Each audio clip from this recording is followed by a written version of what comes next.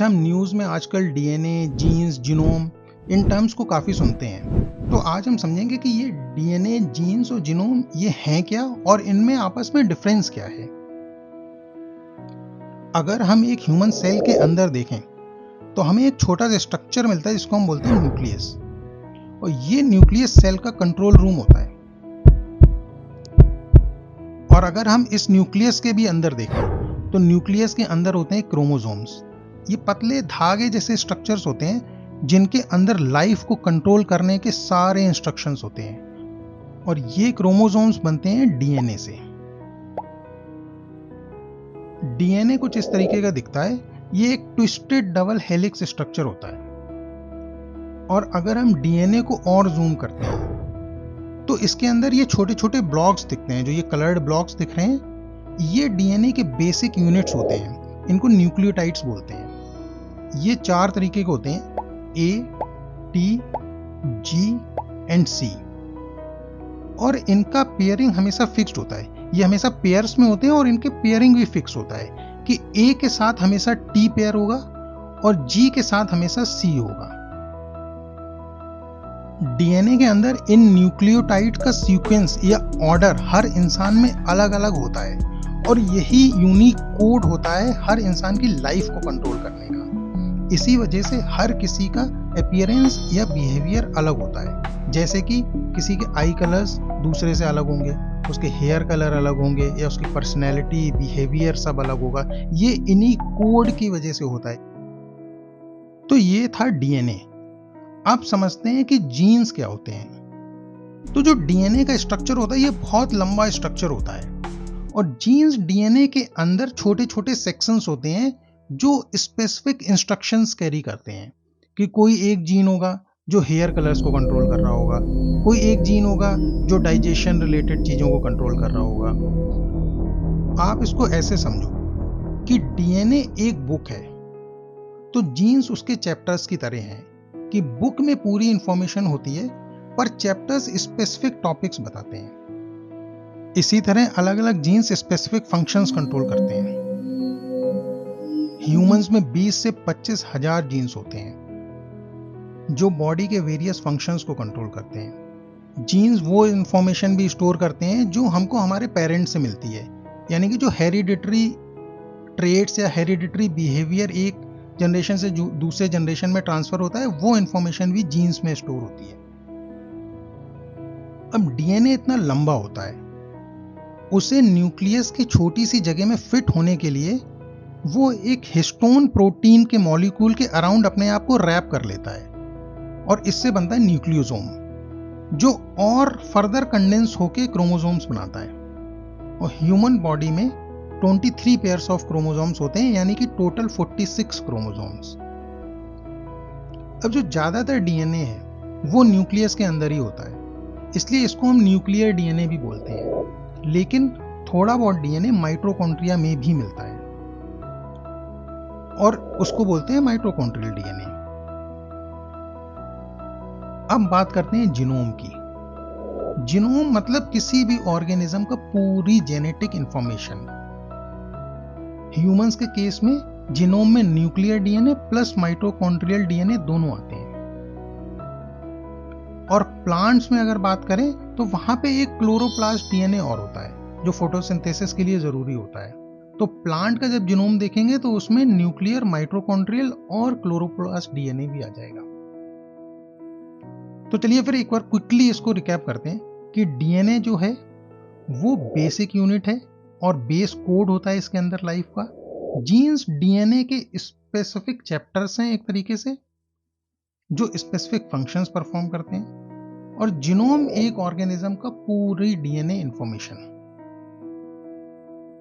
So this was all about the DNA, the difference between DNA, genes and genome, and how they control the life functioning of any organism.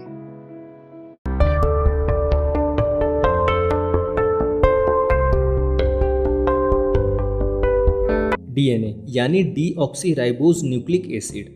दोस्तों, आपने कभी ना कभी DNA test के बारे में जरूर सुना होगा। उस समय आपके दिमाग में भी ये सवाल आता होगा कि आखिर डीएनए क्या है। आज की इस वीडियो में हम 3D एनिमेशन की मदद से जानेंगे कि डीएनए क्या है और इंसानों के ऊपर डीएनए टेस्ट क्यों और कैसे किया जाता है। 3D एनिमेशन की मदद से किसी भी चीज़ को समझना थोड़ा आसान हो जाता है। तो आइए अब जानते हैं डीएनए के बारे में। दोस्तों, डीएनए का फुल फॉर्म है डीऑक्सीराइबोज न्यूक्लिक एसिड। डीएनए किसी भी इंसान या जीवित प्राणियों की सबसे सूक्ष्म इकाई होती है। हमारा शरीर छोटी छोटी कोशिकाओं यानी सेल से मिलकर बना है। अगर हम इंसान के किसी एक सेल्स को खोलकर देखेंगे तो उसके अंदर हमें उस सेल्स का न्यूक्लियर यानी नाभिक मिलता है। जब हम न्यूक्लियर को खोलेंगे तो उसके अंदर बहुत सारे क्रोमोसोम्स होते हैं। क्रोमोसोम्स इंग्लिश के लेटर एक्स के शेप में होते हैं। किसी भी जीवित प्राणियों के सेल्स के न्यूक्लियर में क्रोमोसोम्स की संख्या अलग अलग होती है। हमारे एक बॉडी सेल्स के न्यूक्लियर में 46 क्रोमोसोम्स होते हैं। बिल्लियों के बॉडी सेल्स के न्यूक्लियर में 38 क्रोमोसोम्स होते हैं। इस लिस्ट में आप देख सकते हैं कि किस जीव के सेल्स में कितने क्रोमोसोम्स होते हैं। जब हम क्रोमोसोम्स को किसी एक साइड से पकड़कर खोलेंगे तो ये घुमावदार सीढ़ी जैसे स्ट्रक्चर में खुलता है। इस सीढ़ी जैसे स्ट्रक्चर को ही डीएनए कहते हैं। डीएनए 4 न्यूक्लियोटाइडोन एडेनिन, थाइमिन, ग्वानिन और साइटोसिन से मिलकर बना होता है। डीएनए के अंदर न्यूक्लिक एसिड होता है। डीएनए किसी भी जीव के जेनेटिक मटेरियल यानी अनुवांशिक गुणों को अपने अंदर स्टोर करके रखते हैं और एक जनरेशन से दूसरे जनरेशन को ट्रांसफ़र करते रहते हैं। चलिए इसको आसान तरीके से समझते हैं।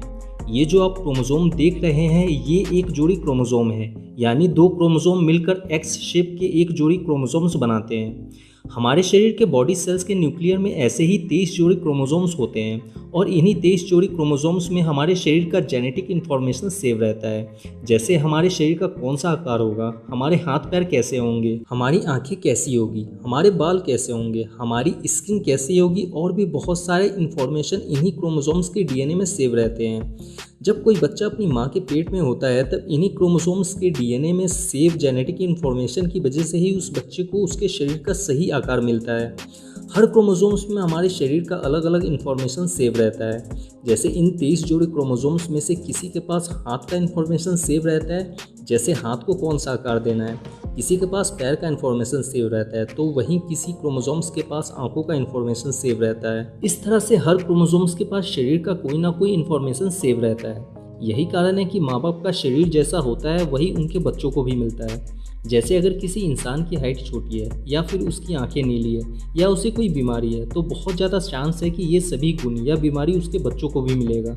इसे ही जेनेटिक प्रॉब्लम या जेनेटिक डिसऑर्डर कहते हैं। ठीक यही कहानी जानवरों के डीएनए के साथ भी होता है। जानवरों के क्रोमोसोम्स के डीएनए में भी उनके शरीर के आकार का जेनेटिक इन्फॉर्मेशन सेव रहता है और ये इन्फॉर्मेशन एक पीढ़ी से दूसरी पीढ़ी को ट्रांसफ़र होता रहता है। एक क्रोमोसोम से निकले हुए डीएनए की लंबाई 2 से 8 सेंटीमीटर तक होती है। हमारे शरीर में एक दिन में 1 लाख से 10 लाख तक डीएनए मर जाते हैं और उनकी जगह नए डीएनए जन्म लेते हैं। डीएनए में किसी भी इंफॉर्मेशन को स्टोर करने की बहुत ही अच्छी क्षमता होती है। इसका अंदाज़ा आप इसी से लगा सकते हैं कि सिर्फ 1 ग्राम डीएनए 700 टेराबाइट तक का डाटा स्टोर करके रख सकता है। सिर्फ 2 ग्राम डीएनए में पूरी दुनिया का डाटा स्टोर करके रखा जा सकता है। आइए अब जानते हैं डीएनए टेस्ट क्यों और कैसे किया जाता है। हर इंसान के डीएनए में अलग अलग इन्फॉर्मेशन सेव होता है, यानी किसी 2 इंसान का डीएनए एक जैसा नहीं होता है। किसी बच्चे का डीएनए उसके माता पिता दोनों से मिलकर बना होता है, इसलिए बच्चों के डीएनए में माता और पिता दोनों के गुण होते हैं। बच्चों का डीएनए टेस्ट उनके असली माता पिता के बारे में जानने के लिए किया जाता है, इसलिए डीएनए टेस्ट के द्वारा संबंधों का पता लगाया जाता है। कभी कभी आपराधिक मामलों में भी डीएनए टेस्ट किया जाता है ताकि असली इंसान को पहचाना जा सके। देश के कुछ चुनिंदा लैबों में डीएनए टेस्ट किए जाते हैं। इसके लिए इंसान के खून, बाल, स्किन, यूरिन और मुंह के अंदर के सलाइवा के सैंपल को लिया जाता है। डीएनए टेस्ट के लिए 10 से 15 दिन का समय लग जाता है और इसके लिए लैब को 10 से 15 हज़ार रुपये देने पड़ते हैं। उम्मीद है कि आप डीएनए को अच्छी तरह से समझ चुके होंगे।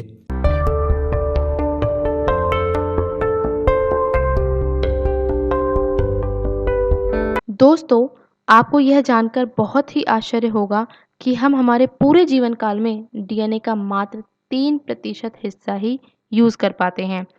बाकी 97% डीएनए इनएक्टिव ही रह जाता है। अब मैं आपको बहुत ही इंटरेस्टिंग बात बताती हूँ। हम हमारे पूर्वजों की बात करें तो हमारे पूर्वजों की बहुत सारी ताकत, उनके गुण हमारे डीएनए में इनकोडेड हैं। हो सकता है आपके कोई पूर्वज ऐसे हों जो बहुत ही ताकतवर हों, बहुत ही बुद्धिमान हों, कोई पूर्वज आपके ऐसे भी होंगे जिनमें भविष्य को देखने की शक्ति होगी। उन सभी के गुण आपके अंदर मौजूद हैं। हमारे वंशज भगवान श्री राम और शिव भी रहे हैं। उनकी अलौकिक और रहस्यमयी शक्तियां भी आपके डीएनए में छुपी हुई हैं। बस जरूरत है तो उनको एक्टिवेट करने की, जो कि अभी सुप्त अवस्था में है। यदि हम हमारे डीएनए को 100% एक्टिवेट कर लेते हैं तो आप बहुत ही असीम, अलौकिक और रहस्यमयी शक्तियों के मालिक बन जाते हैं। यदि आप 100% अपने डीएनए को एक्टिवेट कर लोगे तो आप किसी भी इंसान से बात किए बिना उसके विचारों को पढ़ सकते हो, उसके दिमाग में क्या चल रहा है इस बात को आप जान सकते हो। आप किसी भी बुक को केवल छूने से ही उसके अंदर क्या लिखा है उसका पूरा ज्ञान आप अर्जित कर सकते हो। आप किसी भी व्यक्ति का पास्ट और फ्यूचर देख सकते हो केवल उसको देख कर ही। हमारे जो ऋषि मुनि थे वो इन्हीं शक्तियों के माध्यम से ही तो एक स्थान पर बैठकर किसी के भी भविष्य को देखने की शक्ति रखते थे। उस इंसान के बारे में पूरा उसका व्यक्तित्व, उस व्यक्ति का पास्ट और भविष्य बता सकते थे। जब आपका डीएनए 100% एक्टिवेट हो जाएगा तो आपको किसी भी तरह की कोई बीमारी नहीं होगी, किसी भी प्रकार का वायरस आपके ऊपर अटैक नहीं कर सकता और ना ही किसी भी तरह का जहर आपके ऊपर असर करेगा। आप बहुत ही लंबे समय तक बिना बीमारियों के बहुत ही सुखमय जीवन जीते हैं। अब हम बात करेंगे कि किस तरह से आप अपने डीएनए को एक्टिवेट कर सकते हैं। पहला है मेडिटेशन के द्वारा। ध्यान के द्वारा आप अपने डीएनए को एक्टिवेट कर सकते हैं। जब हम गहरे ध्यान में जाते हैं तब हम अपने अंदर छुपी हुई शक्तियों को जागृत करते हैं। जब आप ध्यान करोगे तो बस आपको इतना सोचना है कि ऐसा करने से आपका डीएनए एक्टिवेट हो रहा है और उससे जो ऊर्जा उत्पन्न होती है उस उत्पन्न ऊर्जा को आपको महसूस करना है। यदि आप इसे सही तरीके से करते हैं तो जब आप ऐसा करोगे तो आपको महसूस होगा जैसे कि आपके शरीर में तेजी से करंट दौड़ रहा है और आपके रोंगटे खड़े हो जाएंगे। योगा, प्राणायाम और मंत्र जाप के द्वारा भी हम डीएनए को एक्टिवेट कर सकते हैं। जब हम मंत्र जाप करते हैं तो हमारे शरीर में जो कुंडलिनी चक्र है उसमें वाइब्रेशंस पैदा होते हैं जिससे कि डीएनए के सेल्स एक्टिव हो जाते हैं और साथ ही साथ प्राणायाम से डीएनए के सेल्स रिचार्ज होते हैं। अगला हम बात करते हैं सुबह के समय सन गेजिंग कीजिए। इस प्रकार से भी आप अपने डीएनए को एक्टिवेट कर सकते हैं क्योंकि सुबह के टाइम सूर्य से यूवी रेज बहुत ही कम निकलती हैं। ऐसे में यदि आप सूर्य को लगातार देखते हो तो आपका डीएनए एक्टिवेट होने लगेगा। ये हमने बात की किस तरह से आप अपने डीएनए को एक्टिवेट कर सकते हैं। आप बहुत अलौकिक और रहस्यमय शक्तियों के मालिक बन सकते हैं। आप अपने पूर्वजों की सारी शक्तियाँ ले सकते हैं अपने अंदर डीएनए को एक्टिवेट करके। कुछ सावधानियाँ आपको रखनी है, जैसे कि यदि आपके शरीर में एकदम स्वस्थ है तो आपका डीएनए जल्दी एक्टिवेट होने लगेगा। बस आपको कुछ चीज़ें हैं जिनका कि ध्यान रखना है। आपको सिगरेट, शराब इन सब चीज़ों से दूरी बनाए रखनी है। सोडियम नाइट्रेट जैसी पदार्थों से भी आपको दूरी बनाए रखनी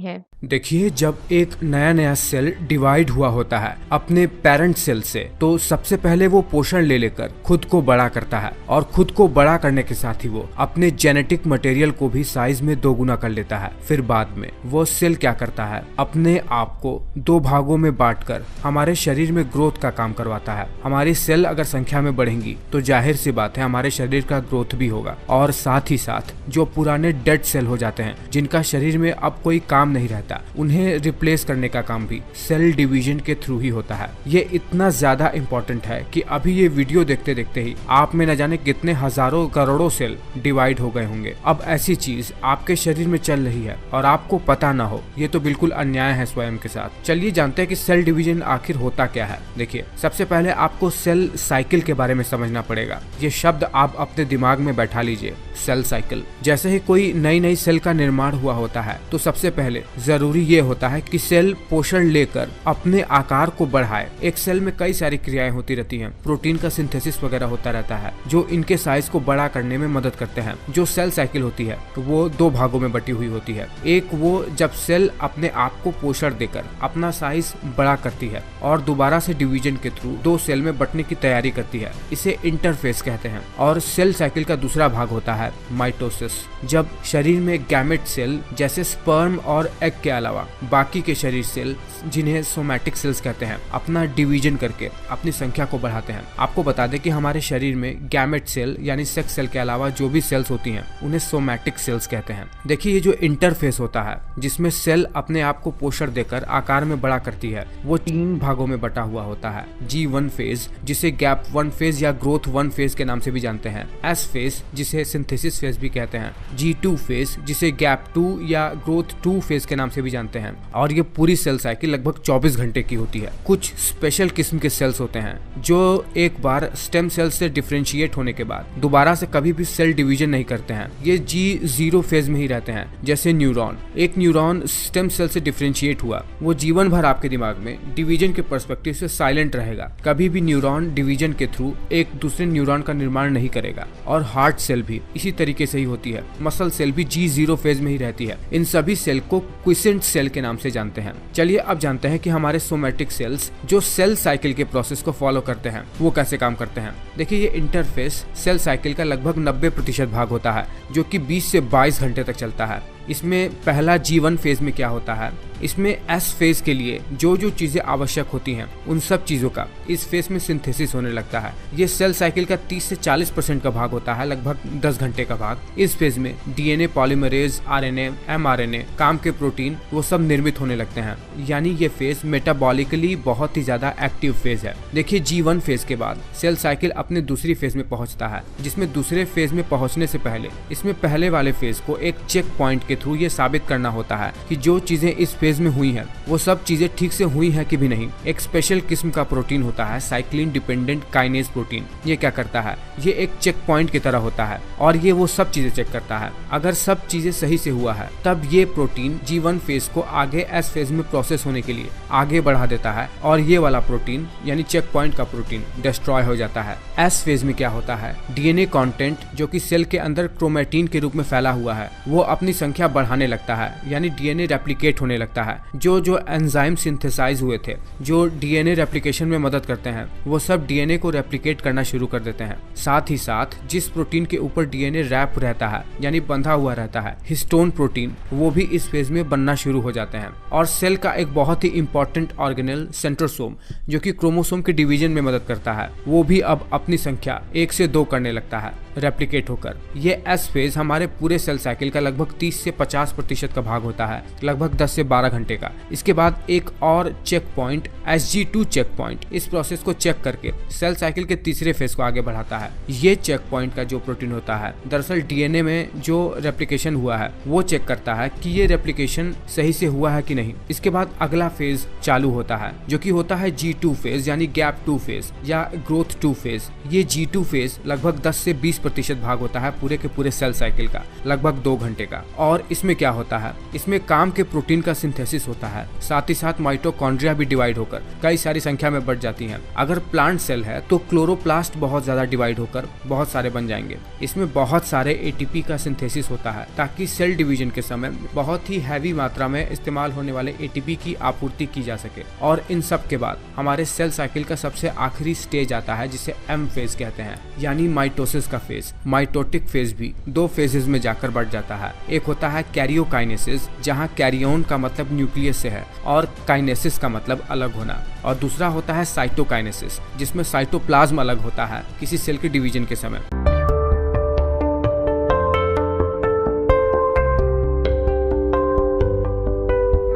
हमारी लंबाई कितनी बढ़ेगी, हमारे आंखों का कलर कैसा होगा, हमारे बाल घुंघराले होंगे या सिल्की होंगे, ये इस बात पर निर्भर करता है कि हमारे सेल के अंदर मौजूद जो जीन है जो हम अपने माता पिता से आनुवांशिक तौर पर पाए हैं वो कौन से सीक्वेंस में है। यही DNA ट्रांसक्रिप्शन प्रोसेस के थ्रू RNA को बनाता है और यही RNA ट्रांसलेशन प्रोसेस के थ्रू अमीनो एसिड से प्रोटीन को बनाता है। यही प्रोटीन पूरे शरीर भर में घूम घूम कर हमारे पूरे शरीर के कामकाज को करते हैं। यही इम्यूनिटी में काम करते हैं, यही एंजाइम होते हैं, यही फूड को ब्रेक डाउन करते हैं। ये DNA बहुत ज्यादा इंपॉर्टेंट है, इसीलिए आज ये बहुत बड़ी मिस्ट्री हम क्लियर कर ही देते हैं कि DNA होता क्या है, जीन क्या होता है और इसका काम क्या होता है, ये कैसे काम करता है, सब कुछ।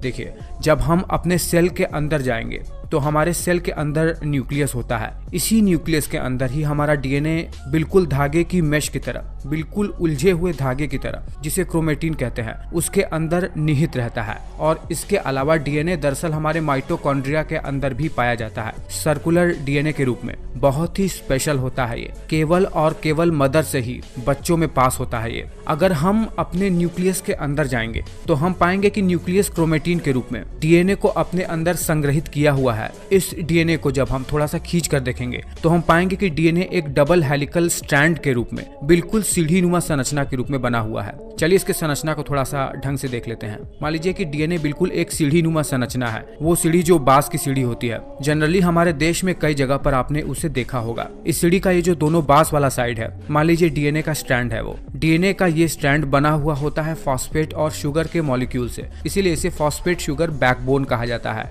डीएनए का। और ये जो आप बिल्कुल डीएनए के स्ट्रैंड के बीच में डंडे नुमा जो संरचना देख रहे हैं, जो बिल्कुल बांस वाली सीढ़ी के स्टेप की तरह संरचना बना हुआ है, वो नाइट्रोजनस बेस के मॉलिक्यूल से बनी हुई संरचना है। ओवरऑल बात करें तो डीएनए 3 तत्वों से मिलकर बना हुआ होता है, फॉस्फेट, पेंटोज शुगर जिसे डीऑक्सीराइबोज के नाम से जानते हैं, और नाइट्रोजनस बेस। इसमें जो नाइट्रोजनस बेस है वो 2 प्रकार का होता है, प्यूरीन और पायरिमिडीन। प्यूरीन में 2 मॉलिक्यूल आते हैं, एडेनिन और गुआनिन, और पायरिमिडीन में थाइमिन और साइटोसिन नाम के 2 मॉलिक्यूल होते हैं। जब यही नाइट्रोजनस बेस और शुगर के मॉलिक्यूल आपस में जुड़ जाते हैं तो इसे न्यूक्लियोसाइड कहते हैं। और जब यही न्यूक्लियोसाइड फॉस्फेट ग्रुप से आकर जुड़ जाता है तो ये न्यूक्लियोटाइड मॉलिक्यूल बनाता है। और जब यही न्यूक्लियोटाइड के 13 या उससे ज्यादा मॉलिक्यूल आपस में कोवैलेंटली बॉन्ड से जुड़ जाते हैं तो डीएनए का निर्माण होता है। इसमें कैच ये है कि इसमें जो नाइट्रोजनस बेस है उनका एक स्पेशल सीक्वेंसिंग होता है। एक प्रकार का नाइट्रोजनस बेस केवल स्पेसिफिक टाइप के नाइट्रोजनस बेस के साथ ही जुड़ता है, जैसे एडेनिन केवल थाइमिन के साथ डबल बॉन्ड के साथ जुड़ेगा, गुआनिन ट्रिपल बॉन्ड के साथ साइटोसिन के साथ जुड़ेगा। ऐसा कभी नहीं होगा कि एडेनिन साइटोसिन या गुआनिन थाइमिन के साथ जुड़ जाए। और यही नाइट्रोजनस बेस की अवस्थिति इस फॉस्फेट शुगर बैकबोन के ऊपर तय करता है कि किसी स्पेसिफिक कोड को बनाने वाले जीन कैसे होंगे। देखिए, जीन डीएनए के ऊपर नाइट्रोजनस बेस का कुछ ऐसा सीक्वेंसिंग होता है जो कोई स्पेसिफिक टाइप के प्रोटीन को बना सकता है, और यही स्पेसिफिक प्रोटीन पूरे शरीर भर में जाकर काम करते हैं। डीएनए के ऊपर कुछ ऐसे पोर्शन भी होते हैं जो किसी भी प्रकार के प्रोटीन का सिंथेसिस नहीं कर पाते हैं, इन्हें इंट्रॉन्स कहते हैं। चलिए इतना जानना काफी होगा। अब हमें ये जानना चाहिए कि हमारा ये डीएनए ये काम कैसे करता है। डीएनए का मेन फंक्शन हमारे सेल के अंदर प्रोटीन को सिंथेसिस करना होता है, और यही प्रोटीन हमारे शरीर भर में सारे के सारे महत्वपूर्ण फंक्शन को एग्जीक्यूट करते हैं। देखिए, होता क्या है कि सबसे पहले न्यूक्लियस के अंदर मौजूद डीएनए को आरएनए पॉलीमरेज नाम का एंजाइम अनवाइंड करके इसी डीएनए के कोडिंग की सहायता से एक मैसेंजर आरएनए का निर्माण करता है। इस प्रोसेस को ट्रांसक्रिप्शन कहते हैं। और ये आरएनए पॉलीमरेज दरअसल डीएनए पर मौजूद नाइट्रोजनस बेसिस को रीड करके उन्हीं के अकॉर्डिंग बेसिस को पेयर करके मैसेंजर आरएनए का निर्माण करते हैं। जब हम आरएनए पढ़ेंगे तो हम सभी प्रकार के आरएनए को भी जानेंगे। यही एमआरएनए जब न्यूक्लियस से बाहर निकलता है तो राइबोसोम के 2 सब यूनिट इन्हीं एमआरएनए के ऊपर और नीचे की ओर से इसे ढक लेते हैं और इसको रीड करना शुरू कर देते हैं। सेल के साइटोप्लाज्म में मौजूद अमीनो एसिड जो भोजन के पचने के बाद हमें मिला है, अब ट्रांसफर आरएनए के सहायता से राइबोसोम द्वारा रीड होने लगते हैं और एक निश्चित अरेंजमेंट में व्यवस्थित होने लगते हैं, जिसे ट्रांसलेशन का प्रोसेस कहते हैं। हम ट्रांसफर आरएनए के बारे में भी जानेंगे अगले वीडियो में, लेकिन चलिए फिलहाल अभी इस प्रोसेस पर आते हैं। जब अमीनो एसिड एक निश्चित अरेंजमेंट में व्यवस्थित हो जाते हैं तो ये एक स्पेशल किस्म के प्रोटीन को बना लेते हैं। यही प्रोटीन हमारे शरीर में स्किन को कलर दे सकता है। अगर सेल मेलानोसाइट है तो यही प्रोटीन एंजाइम बनते हैं। यही प्रोटीन हार्मोन बन सकता है। जैसा शरीर की सेल हो वैसे ही प्रोटीन का सिंथेसिस होता है और पूरा का पूरा शरीर इन्हीं प्रोटीन के आधार पर फंक्शन कर पाता है।